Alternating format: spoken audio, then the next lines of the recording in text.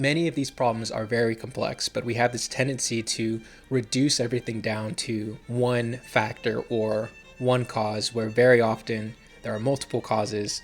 And not only are there multiple causes, but each cause might have a different weight or a different value. And if we are really trying to get past some of the problems that we face in our life, then we need tools that are more appropriate to conceptualize and navigate them.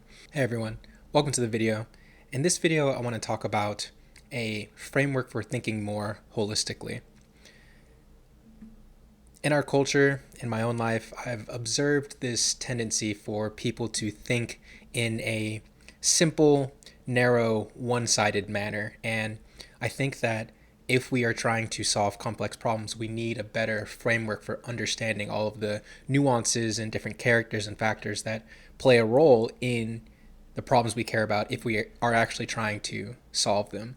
And this idea of a narrow, one-sided way of thinking, for me at least, comes really from Carl Jung.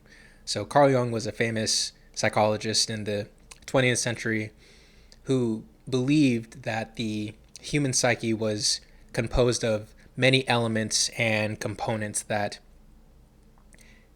each in some sense had their own autonomy. So for example, one dichotomy would be the conscious element of your mind and then the unconscious element that you have. And for Jung, these two elements worked in a necessary tension with one another. And to be one-sided would be to focus more so on your rational and verbal articulation, so consciousness, compared to your more emotional, motivational, and evaluative faculties, that would be your unconscious. And Jung believed that the whole personality, one that was aiming at adaptation and health and a sense of harmony in the environment, avoided a narrow, one-sided way of being. It's not necessarily that consciousness is better than the unconscious or vice versa, but each component necessarily needed to balance each other out for the whole to be better. And I draw that parallel to many complex problems that we're dealing with today and that perhaps we've always dealt with when it comes to marriages and relationships, when it comes to trying to obtain a fitness goal, or many of the different political dialogues that occur. Many of these problems are very complex, but we have this tendency to reduce everything down to one factor or one cause, where very often there are multiple causes. And not only are there multiple causes, but each cause might have a different weight or a different value.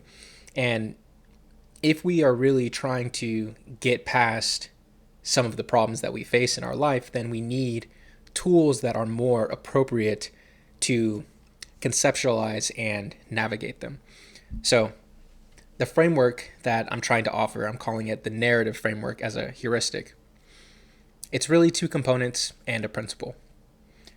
The first two components are a plot. And a plot in a story is an intention or a set of intentions. It's a goal. It's a problem that has to be solved. And then the second component is characters. You have a protagonist, you have an antagonist, you have sub-characters or background characters. Each of the characters, however, have their role. Otherwise, they wouldn't be in the conversation in the first place.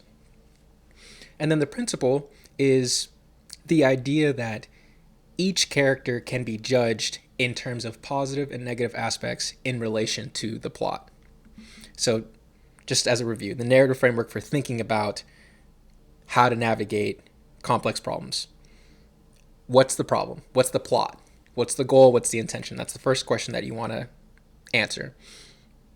And then you want to try to identify the key factors that are associated with your complex problem. And this might be more of a mindset thing, but to avoid the one-sided, narrow thinking, which isn't always wrong, but again, it depends on the level of complexity of the problem that you're contending with, you want to bias yourself to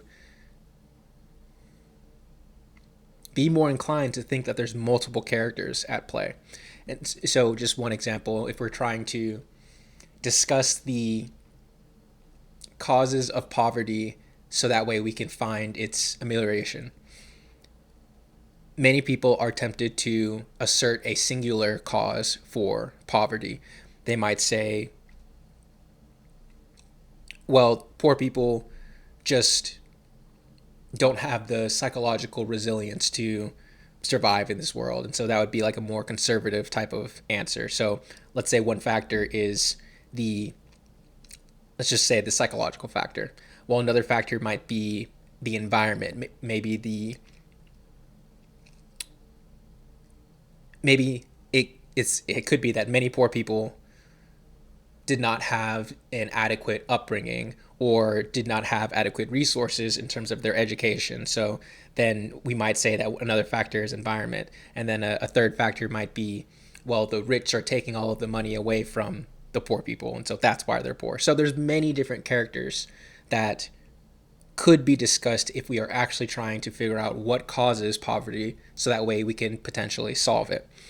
And I think that a step in the right direction along with this framework in terms of avoiding one-sided thinking is to acknowledge that there are potentially many characters at play for whatever problem it is that you're trying to contend with. And then that last principle, let's continue with the example of poverty. Each character can be judged in terms of its positive and negative aspects in relation to the plot. So, continuing with the example, let's say that I believe that one of the main characters, let's say the protagonist, when it comes to the factors that cause poverty, is the psychological factor. It's the individual. The individual's choices is what really leads to them being poor. Well, what are the good aspects of that argument, the positive aspects of that argument? What makes sense about it, and how could it be right? Well, from my perspective, people do have free will and people do make choices, and in our reality, in our physical and social environment, people's choices do have consequences. And so, in some sense, the main character of the individual in relation to poverty and us trying to solve it has some salient potency. Like there's something valid about arguing that that factor is something that we should attend to. Now, what are the negatives? Well, it's not always the case that the individual has complete control over what happens to them or what does not happen to them. There are clearly many instances where you can have the same people make different choices, let's say in different environments, but then that will yield different outcomes. So now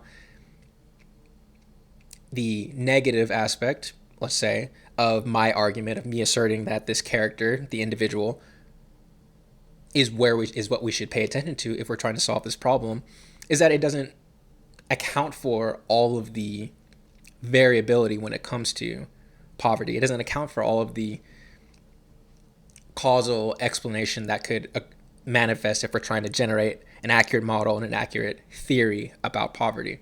So you have to acknowledge the pros and cons, the positives and negatives of each character, so that way you can be closer to reality when you are trying to wrestle with these complex problems. And so that's really the framework. It's understanding what your problem is. So what's the plot? Listing out different characters, your protagonist, your antagonist, your background characters, the mentors potentially, all of these different characters that are playing a role in the problem, and then evaluating them in terms of their relationship to the plot. When it comes to intimate relationships, this is another area where I think this framework can be useful. One of the reasons that many couples get into a lot of arguments and a lot of conflicts is that they struggle to see the other person's side. And again, I think that's a symptom of one-sided narrow-mindedness.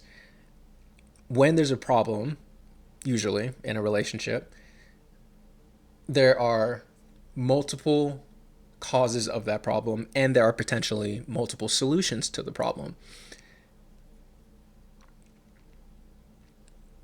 Often what happens is we get so focused on trying to win arguments that we bolster our one-sided argument, the single character that we've picked out in relationship to the plot, and we blind ourselves to any other potential factors or any other potential characters.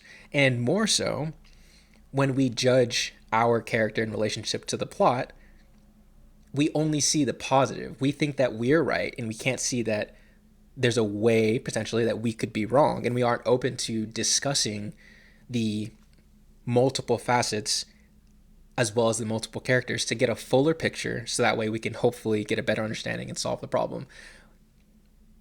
This one-sidedness, this narrow-mindedness can lead to marriages ending. It could lead to relationships being disrupted, and it can just make you more anxious than you need to be as you're trying to solve these problems in your relationships. And so I think that it can be helpful when you are arguing with someone to keep in mind that, one, there are multiple perspectives, two, you could be wrong, and three, your ultimate goal is not to be right, but it is to solve the problem.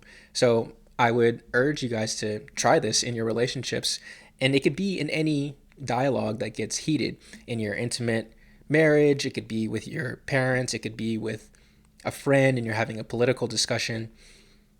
Try to keep in mind what the plot is. What's the goal? What's the story? What's the problem? And then try to detail out as many characters as you can. What are all of the factors that could play into the genesis of this conflict and that might aid in our amelioration of the problem and the attainment of the goal? And then finally, after you have listed out all of the characters, judge them in terms of their positive and negative aspects in relation to the goal. And that, in my opinion, is a better framework for a productive discussion, rather than one person asserting that their main character is only good and only benevolent, and that the other person's perspective is only negative, and that there's no validity in what they're saying. From my perspective, there's